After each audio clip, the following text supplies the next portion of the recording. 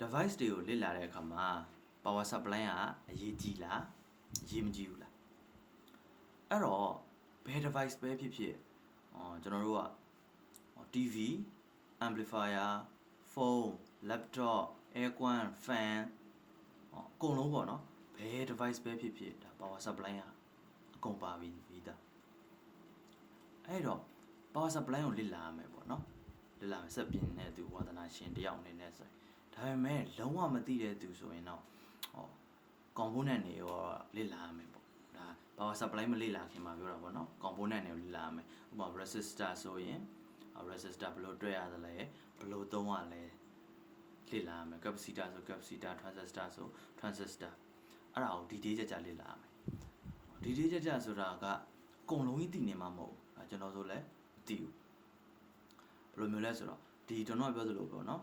ဘယ်နေရာဘယ်လိုတွက်ရမယ်ဘယ်လိုသုံးရမယ်ဆိုတာတော့သိရင်ရပြီဒါကျွန်တော်ဆိုရင်လည်းဒါစီပဲចောင်းသားဒါပေမဲ့ဒါအခုဒါ EC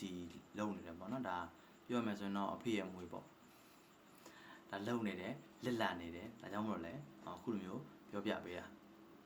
လက်လာနေစေပဲအဲဒါ2020ခွင်လောက်ဆိုရင်ဒါကျွန်တော်တို့နေဘက်မှာတော့ဒါ power station တွေ solar inverter တွေ EV တွေဒါနည်းနည်းတုံများလာပြီပေါ့နော်ဒီခေတ်ကာလနဲ့တကြောင်ပြီးရှင်နေနဲ့တကြောင်တုံများလာကြပြီပေါ့ဒါဆိုတော့2020ခွင်ကြရင်ဒါဆရာလည်းတွေ့တာပြီဆရာစီမှာလည်းဒါသွားပြီးတက်မှာတင်မှာကျွန်တော်လည်းလေ့လာနေသေးပဲဒါဆိုတော့စက်ပြင်နဲ့ဝါသနာရှင်တွေညီကိုတွေကို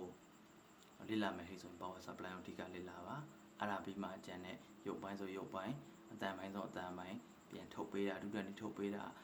ပြန်သွင်းတာတွေကစဒီလိုမျိုးတစ်ဆင့်ချင်းလေ့လာလို့ရပါတယ်နောက်ဗီဒီယိုမှာပြန်တွေ့ပါ